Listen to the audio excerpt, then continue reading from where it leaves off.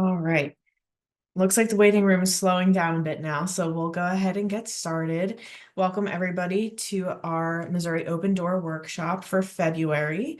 Today we're going to be, today's topic is Make More, Buy Less. My name is Angelina Alpert. I am a research assistant with UMKC Institute for Human Development. And we are going to go ahead and get started today with some announcements. So for any of you unfamiliar with Showcase, we have the 9th annual Showcase happening in April. So it's going to be April 29th through May 1st in Kansas City, Missouri. I am going to go ahead and drop the registration link and more information about Showcase in the chat. But it is an opportunity for people who use Charting the Life course to get together and share about how they are implementing the framework and the tools. We are going to have the assistive technology room again for those of you that were there last year. People really enjoyed that.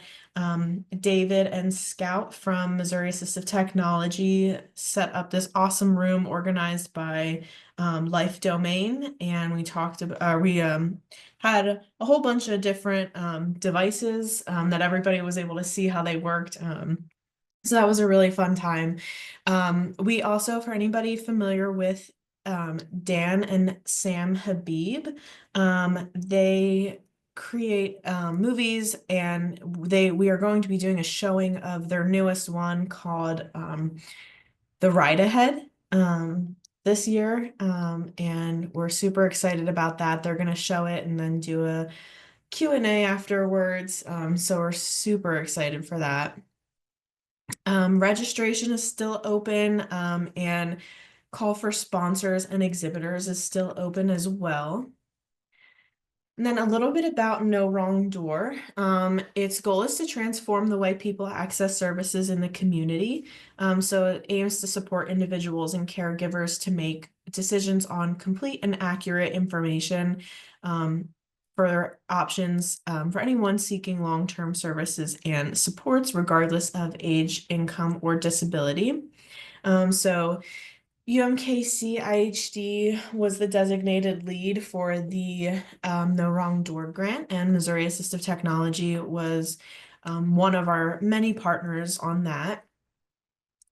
And I'm not going to go too much into this because we're going to talk about it a little bit more on another slide, but the Missouri Open Door series aims to open doors to integrated supports.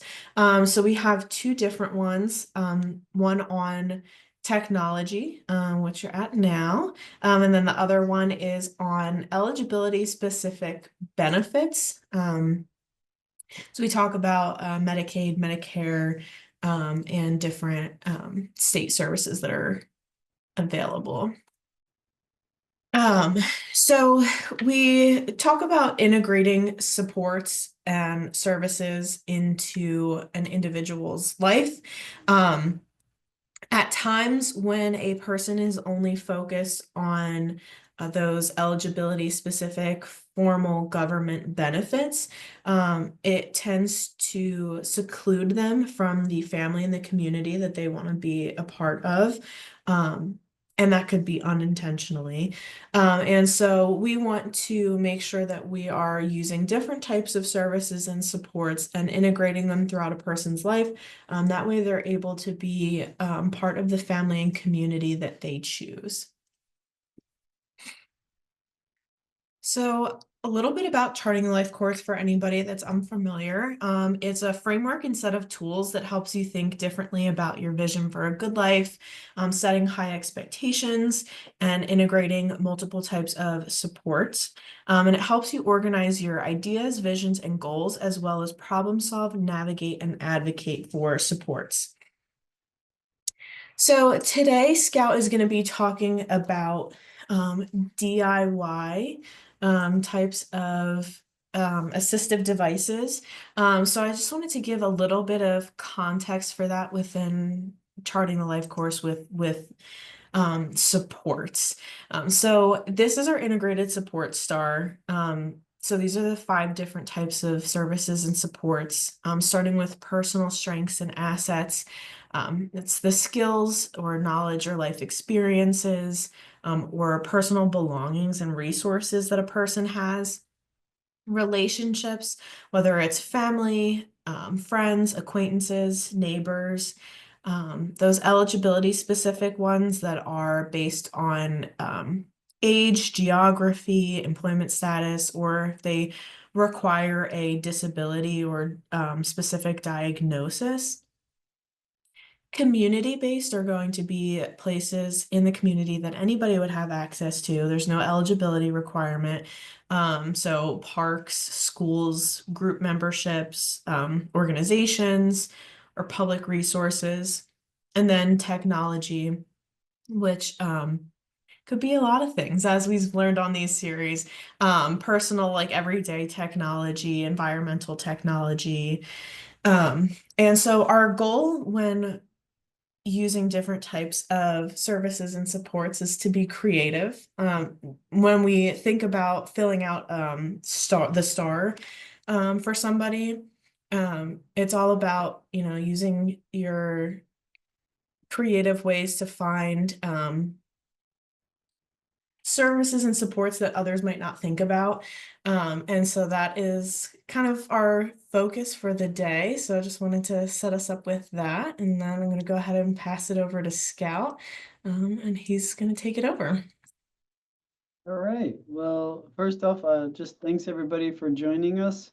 We look forward to seeing a bunch of you at the showcase that is around the corner. But today we're going to talk about making a tea. So we'll just kind of slide into it. So, I often, but not always, put in the definition of assistive technology. But today I feel like we are pushing those boundaries a little bit. So AT is anything that is used to increase, maintain, or improve the functional capabilities of a person with a disability, right? So we're just going to go to some quick examples on the next slide. So there's 2 pictures on the screen. The first one is a woman wearing glasses with a device attached to her glasses. She is touching this device, and this is an Orcam MyEye. And when she engages this device, it will read text that is in front of the camera there. It's a high-tech device. It's very cool. It can do a lot of things. There's no question that for somebody with vision loss, this is AT. The other picture is it's actually a Nerf ammo ball with a pen stuck through it. And, but if you think about it, it actually is highly functional for somebody with grip issues. I've taken this exact same thing, given it to somebody with a high-level spinal cord injury, and he was able to write. You know, these are both AT by definition. All right, let's go to the next slide. So ways we get assistive technology, right? So we can go out and buy either an Orcam MyEye or a Nerf ball. We can buy it or buy it online. Insurance or other support programs can provide it. We can borrow it, or we can make it, right? So these are just some of the ways that people get things. But we can go to the next slide, but you've probably all worked with enough folks with disabilities that you've had to kind of be creative. So this is a bit of a silly slide. It is a can of soup with this is actually a finger flicker, held onto the soup with a rubber band. But what a great way to just let somebody either with a visual impairment or somebody who can't read and there's too many pictures that look alike, or just whatever limitation they might have, to say, here's your snack or meal. This is the one I want you to eat. And it's highly tactile, highly visible for somebody with vision. It is just a way to mark something. Now, I don't know if I'd consider it AT, but I'm just kind of throwing it in. All right. How about reasons we don't get assistive technology? It's not covered by any program, therefore it is too expensive to purchase outright. We don't know it exists, or we can't find anything that does the task we're looking for. We need multiple options. Insurance only covers one, so we just say, forget it, I'll just make do. Maybe it's a short-term need and we decide, you know what, my hearing is going to come back. This, I'm going to be able to walk later, you know, and we just don't do it. This one, I don't like the way it looks or it makes someone feel, right? It makes me feel like I've got like I look like, you know, a group I don't want to be in. It makes me feel old, all these things. That's a whole nother presentation, but I thought I'd throw that line in there anyway, because it is a reason people don't get assistive technology. Or there is nothing out there. Nothing exists to meet this very particular need. All right, and that's the one we're kind of focusing on today. So um, uh, this slide just says game changer from the 80s, but it is really just anticipation. What is the game changer? All right, next slide. Additive manufacturing, right? What the heck? It is just a fancy term for 3D printing. And 3D printing, probably a lot of you know, but in case you don't, is just a process that creates three-dimensional objects from a computer design file. And there's this guy, Chuck, who was frustrated with how long it took to prototype. You know, he was in industry, he was, I think he was an engineer, and he couldn't get his prototypes in front of him fast enough, so he invented 3D printing. All right. This decreased cost, reduced energy use, reduced waste. And he started what is now rapid prototyping, okay, because he could do this. So in industry, you know, you want to have these rapid prototypes because you are trying to get your widget to market, right? Something that has mass appeal that will make somebody lots of money. But for a lot of folks with unique needs, the mass-produced items are not they're not a good fit or they're not enough. And so for our purposes today, you know, what this rapid prototyping allows makers to do is have many iterations of any particular design until you find a good fit. And you can do all this at a really low cost with 3D printing. Once you have that design, that file can be put into you know, what we refer to as makerspace. And so somebody else can pick up that design and modify it for someone they're working with for their needs. And really, this has been kind of a game changer for folks with disabilities.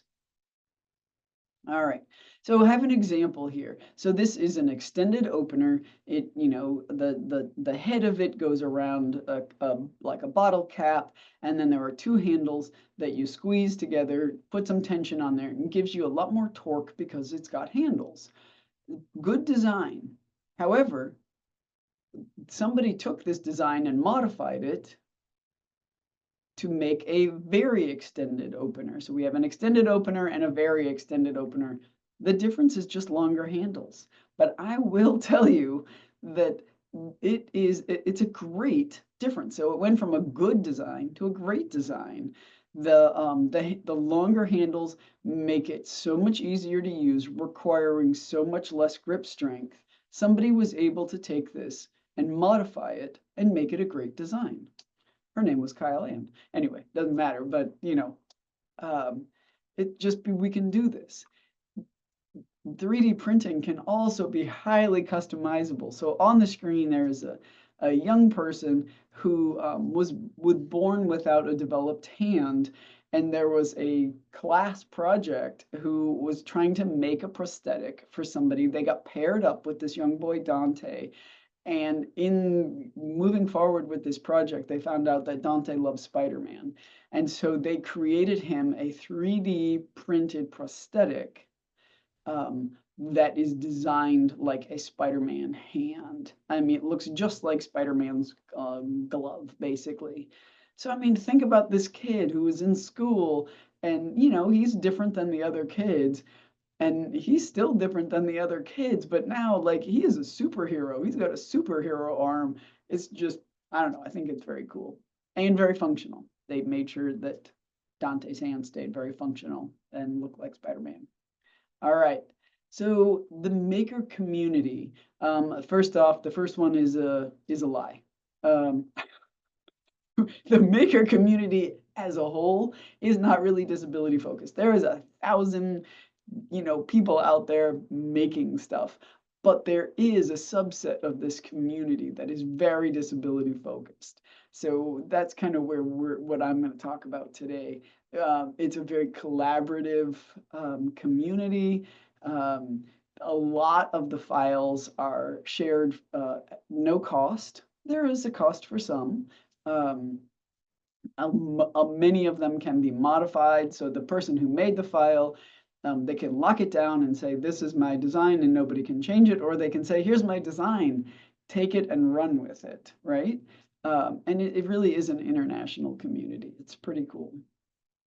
All right, so we're gonna look at, so who is this community, right? So we can kind of go through these. So parents making things for their kids. We saw Dante and his 3D printed prosthetic.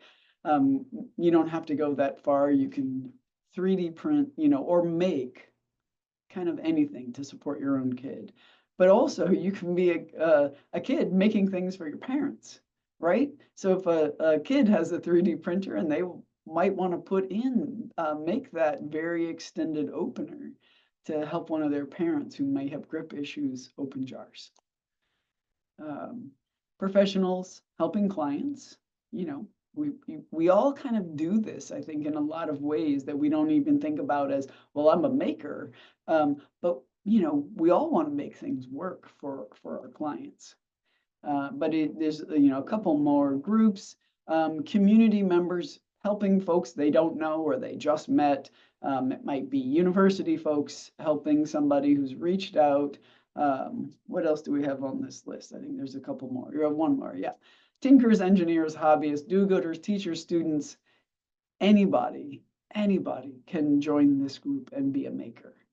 All right.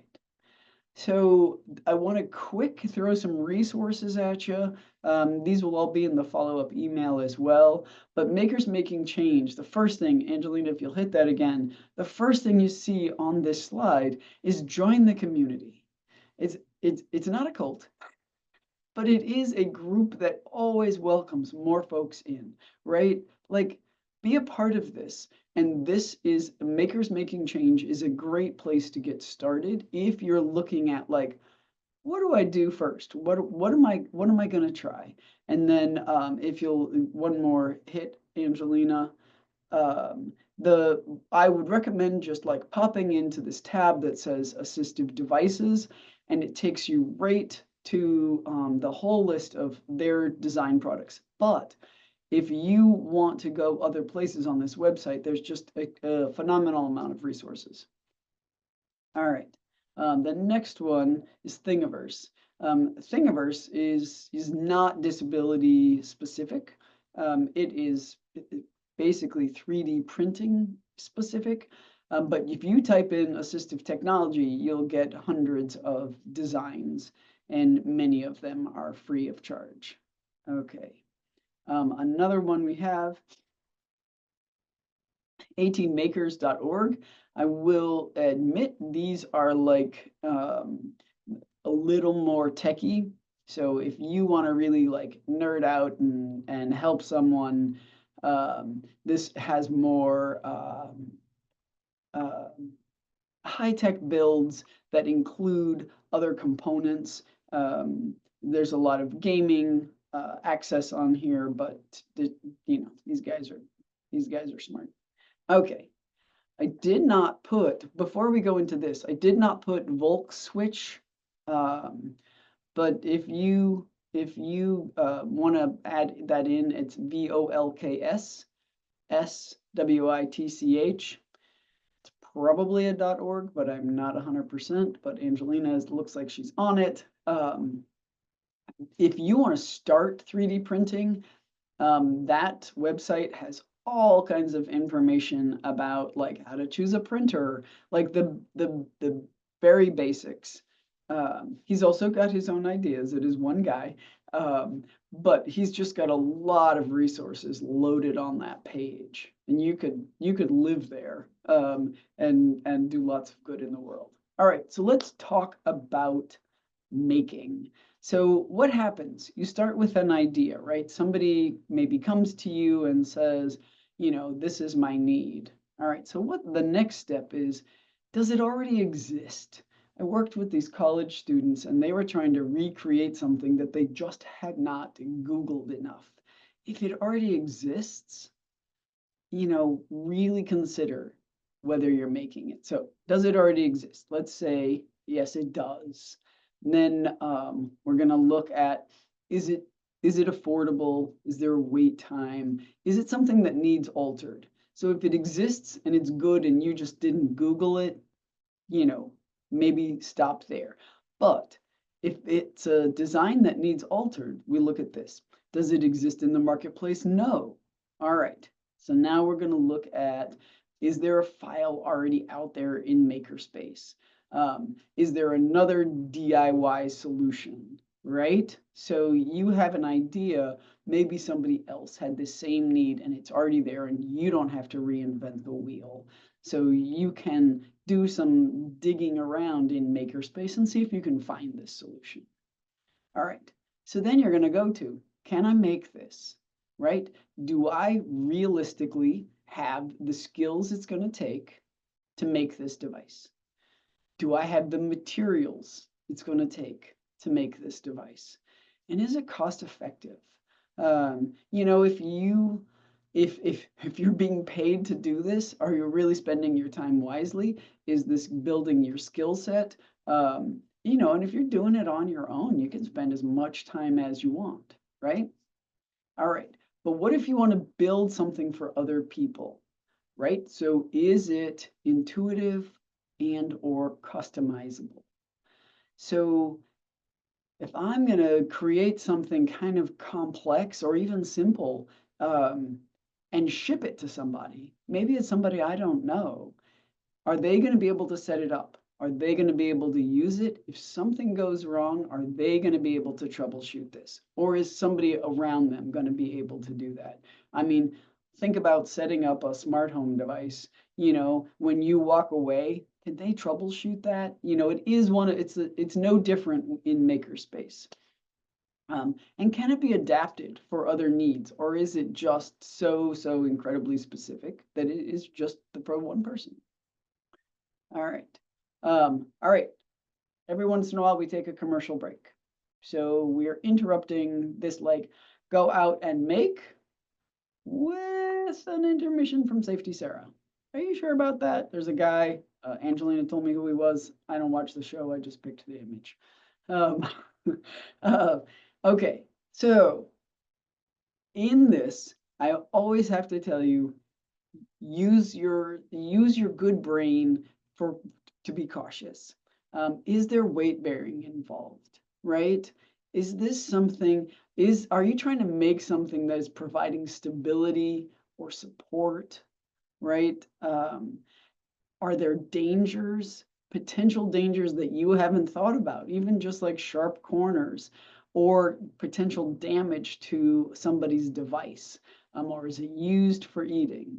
So, even things like, so if I'm thinking about a wheelchair support, am I going to do something that's going to cause a friction wear on somebody's skin? So we really have to kind of take a minute and think about all the ways we could be interacting with somebody's body or equipment and make sure we're being safe. Okay, I think we have one more slide on this. There's some things I want you not to make. Devices that use a really specific material. If you're new to 3D printing, don't make something that is made out of rubber. We do not, as far as I know, there's not a, go ahead, there is not a filament that is comparable to rubber. And crutch tips are what I'm talking about here, things that have a specific material.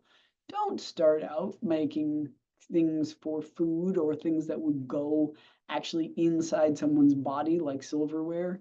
A lot of those things exist in a marketplace, or they've been tested, you know, just use those cautions. All right, we got a few more on this page. Okay, so there's some crutch tips. Devices that bear weight. I mean, again, I'm going back to crutches. I don't think anybody's really going to make crutches because they're so easy to get in the world. But or devices that are made by a small company that if they already exist, we don't really want to put a small business out of company or anything like that. We also don't want to go against any patent laws, right? Okay. Oh shoot, I'm just realizing what I left out of this presentation. Anyway, so on the screen there is something that I actually was shooting to make, and it is there's this company called Quad Tools that makes reachers for folks with quadriplegia, and I was going down this road and I was like, what am I doing? This exists for a reason. It's highly specific. Each one is engineered to fit an individual. Like, why am I trying to make this? It's a bad plan.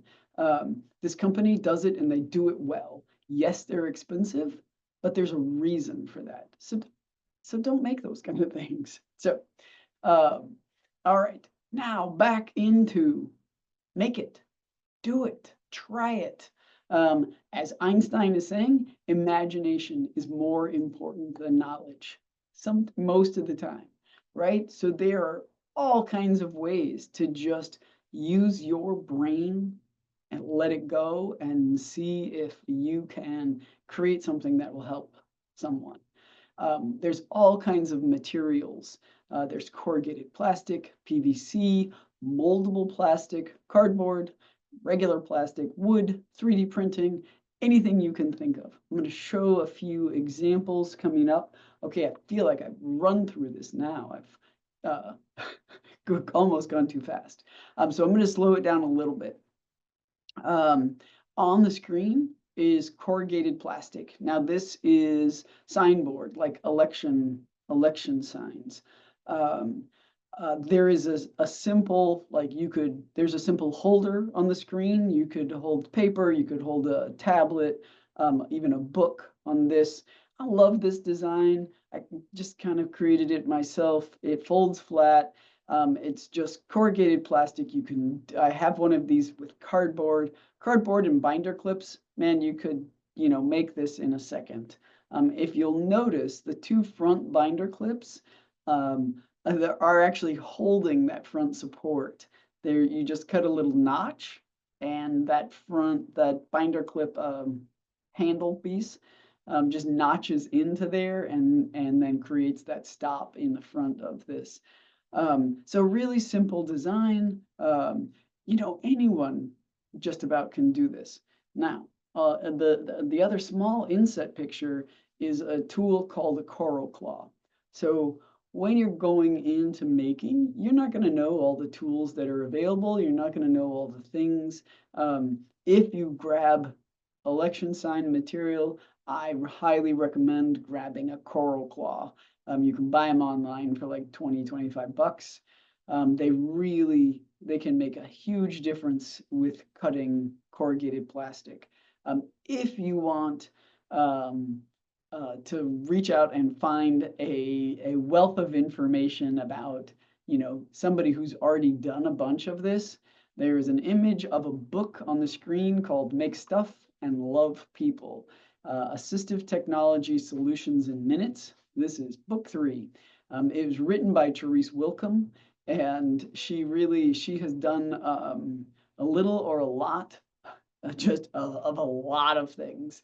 And this book really is crammed full of information about making. So let's go on to the next slide. So PVC. PVC is kind of where I started making. It used to be a little less expensive, but it's still quite inexpensive material. You can make all kinds of things on the screen. There is a pencil holder made out of those are called push fittings. And oh my gosh, there's probably a piece of PVC in between them. I have also used hose, and for a second I thought maybe they did too. Um, but then you just either wrap or use a different material to hold that pencil in that push fitting, and you've got a great extension.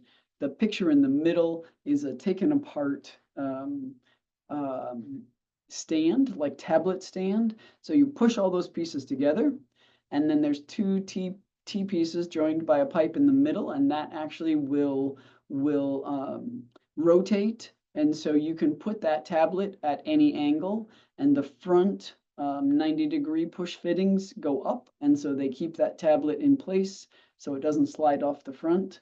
And you've got yourself a really, you know, indestructible, quite frankly, tablet holder.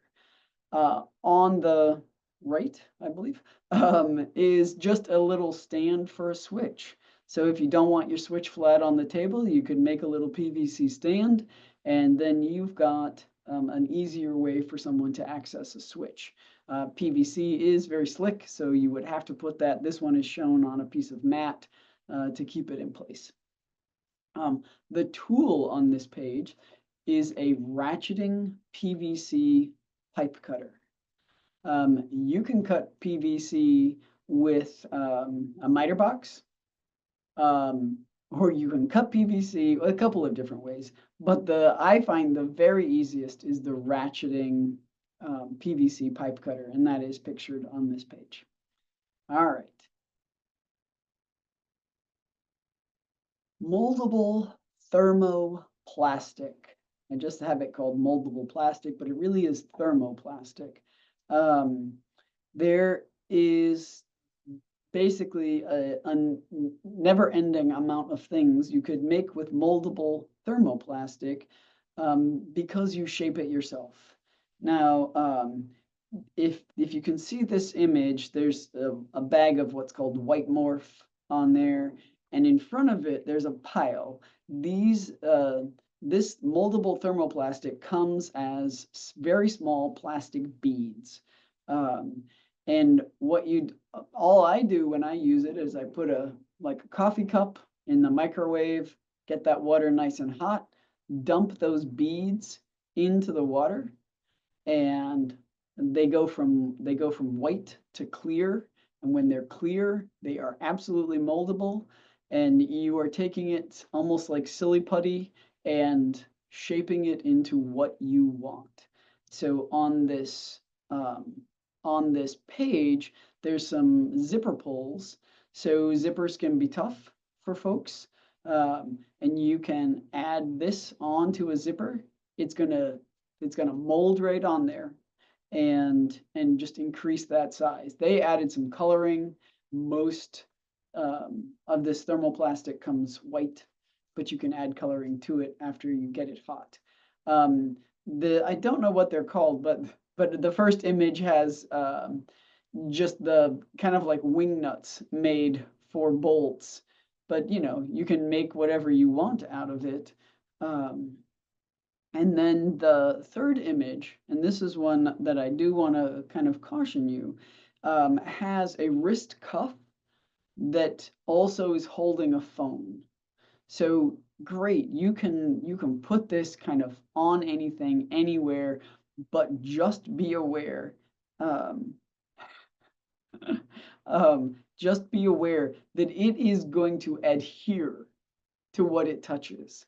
So if you do not want it adhering, you must use a release, like oil. I use a greasy lotion. So you would never want to have this adhere to someone's phone, but you can make it so that it fits really snugly, and you can still pop that phone out. It is a little bit, it has a little bit of flex to it. It's plastic, so it's not going to bend a lot, but it does have enough flex that you could pop a phone into this design and pop it out. So brands can be different. Instamorph is one of the maybe highest quality brands, but you can buy anything. You just have to be careful that it doesn't stick to your surface. I usually, when I'm kind of mashing it around when I first make it, I put water all over a counter and I just do it in our little kitchen area right on the counter. But I have to make sure I have a lot of water down if I'm not using Instamorph, because it will tend to try to stick to the counter, which I don't want. All right. Let's see what is next. Oh, other stuff, right? Make with other stuff. So the pictures I have on the screen is, cardboard made into a tablet stand. Now, I've shown this a number of times. I don't really recommend this tablet stand unless you have a lot of time and, not a whole lot of things to do with that time. Because this is incredibly sturdy. Like, I can stand on this. It is just a big triangle with some supports front and back, so I can put my iPad in there. I can make the angles different, so I could have one that would stand up more and one that would lay down more. It's just a matter of how I cut my triangle. So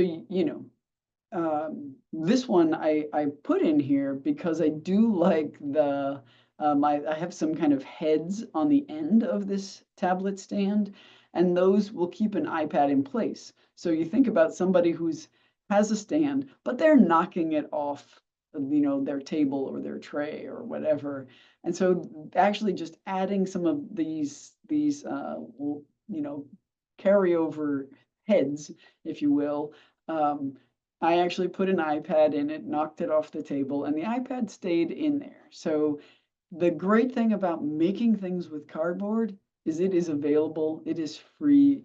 It's a little messy when you're cutting 4,000 pieces, but there's always the next supply of it. Especially around here, there's a never-ending supply of cardboard.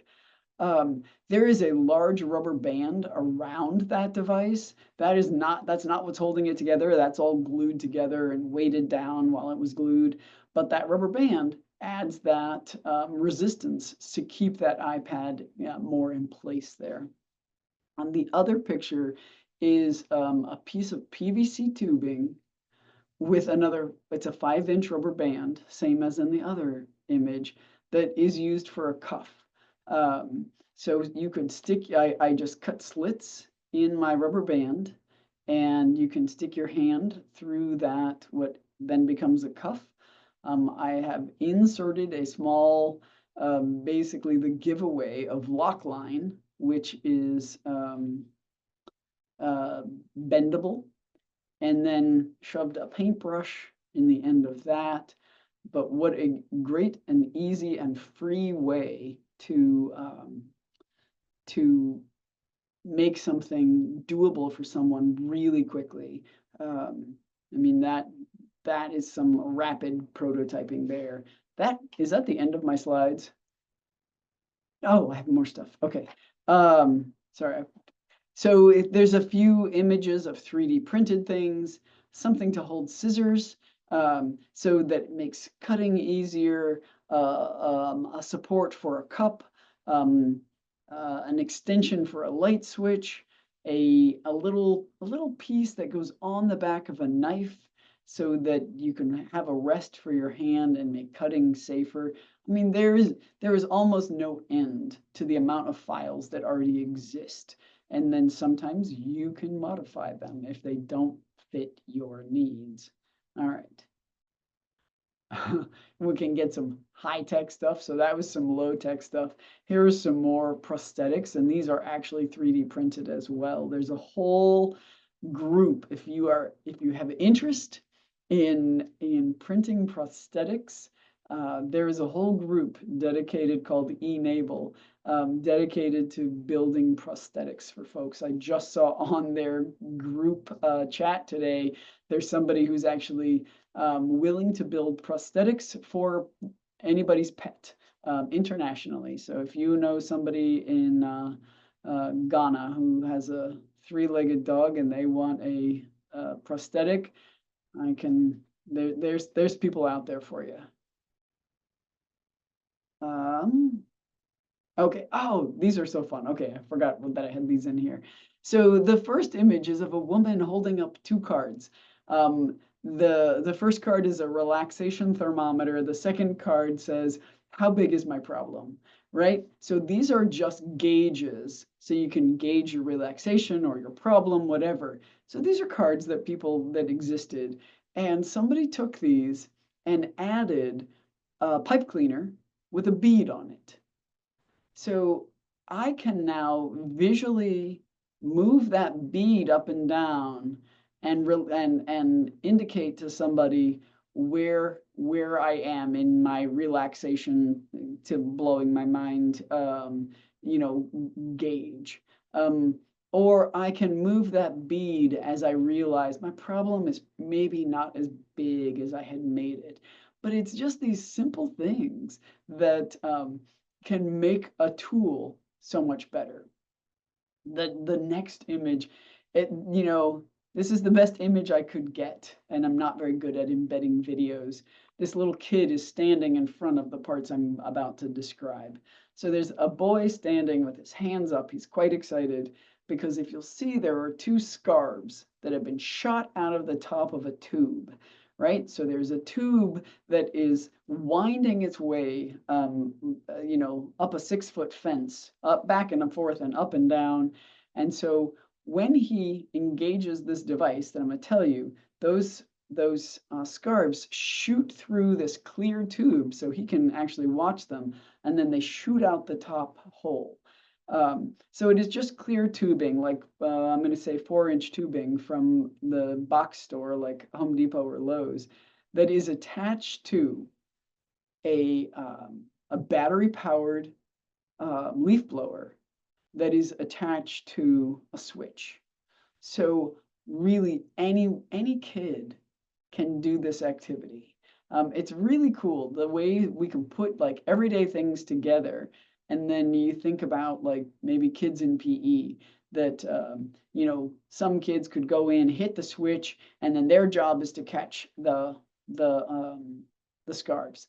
Another kid who doesn't have that ability can go in and hit the switch and shoot the scarves out for their classmate. Really keeping people involved. All right, I know I've got, oh, no, different one. Thought I was onto the party. Here's just some low-tech examples. So wiffle balls with crayons or pencils or markers, knocked through them for grip aids. There are nuts on other pencils and crayons just held on with rubber bands, right? So sometimes we need weight to help us either realize we have something in our hand or stop a tremor or dampen it, different reasons to add weight to a writing device.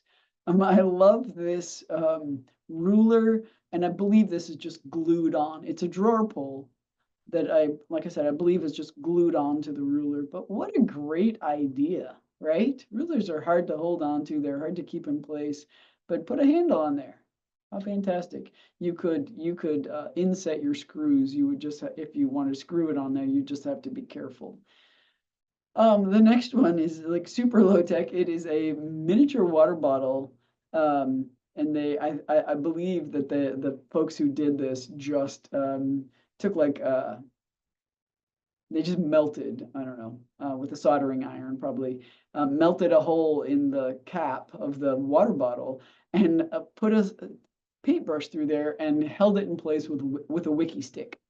Wiki sticks are very cool if you don't use those. They're just waxed. It's all like waxed yarn almost. But all these different ways. Okay, here's the party time. I could not get this video to embed, so I'm going to tell you about this picture.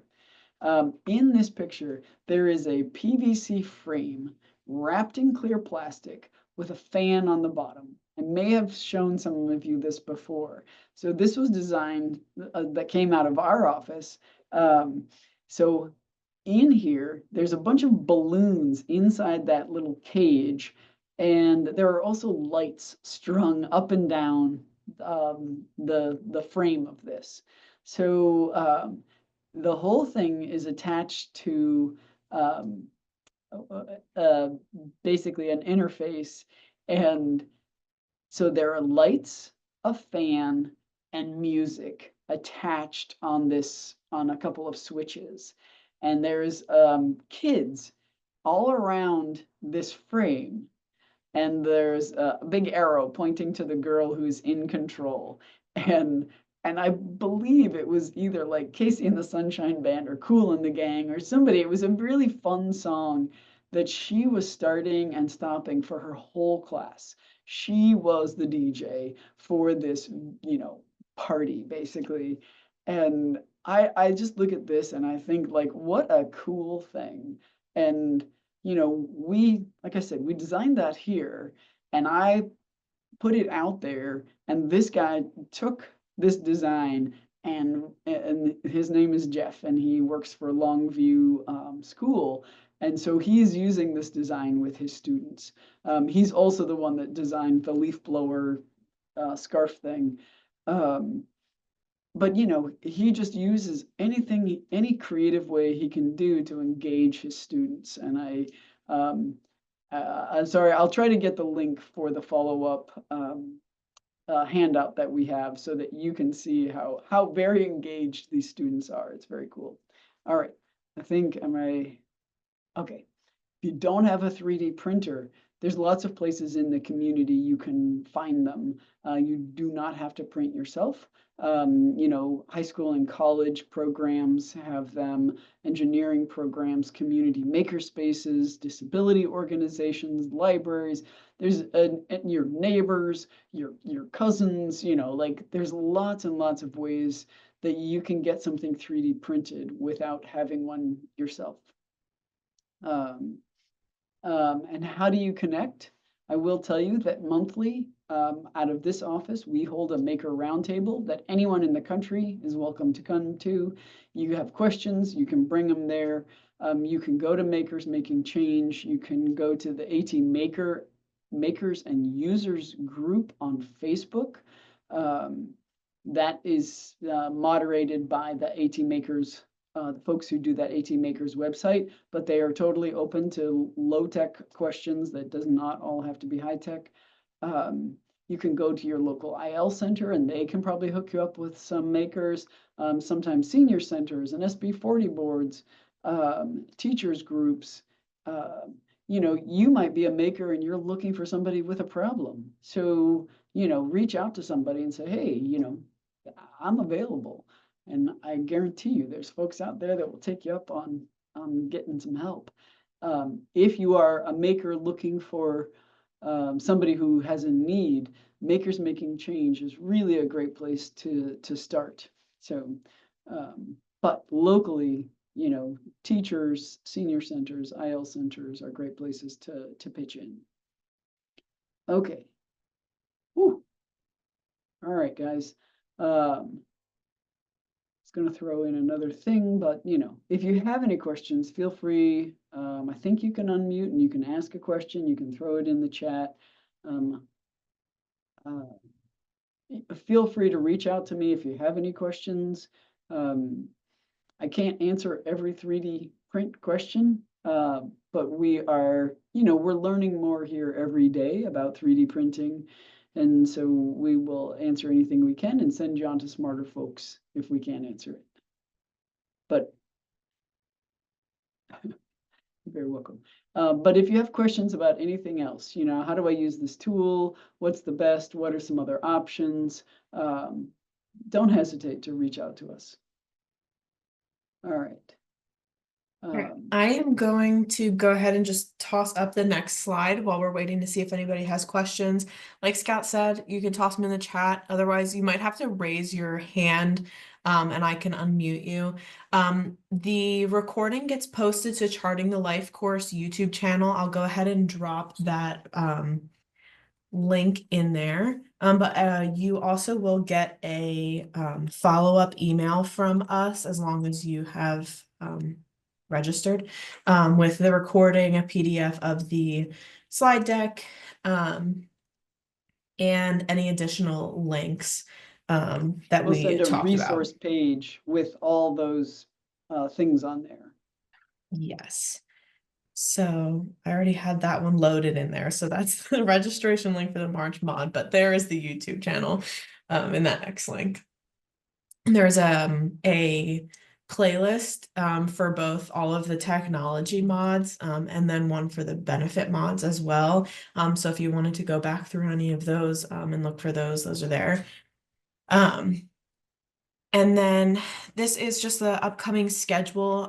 The benefit series, the next one is going to be on March 13th. It's actually the Thursday and not the Wednesday. But our partners on the benefit series, Missouri SHIP, are hosting a retirement roadmap session. So they'll be going through all that information. So the scheduling is a little bit different, but we'll send that information out as soon as they get that all set in stone. And then the rest of the dates for the year are there, but we're working on this topics for those. Technology series is all planned out for this year. So we've got all the topics and all the registration links for you guys already. So just, March. yeah, if you don't mind, so the follow-up to this is the September mod, which is how to switch adapt. So just as a note, sorry. No, you're good. So March 26th is going to be our next one, and that's going to be ABCs and 1, 2, 3s of AAC. So that's I always mess up the order. Augmentative communication. I'm missing an A though. Alternative. There we go. Okay, and then just our website is the next thing, and I'll toss up Scout and I's emails. But other than that, thank you all for being here today, and we appreciate you joining us. Thanks, everybody. Have a good rest of your day.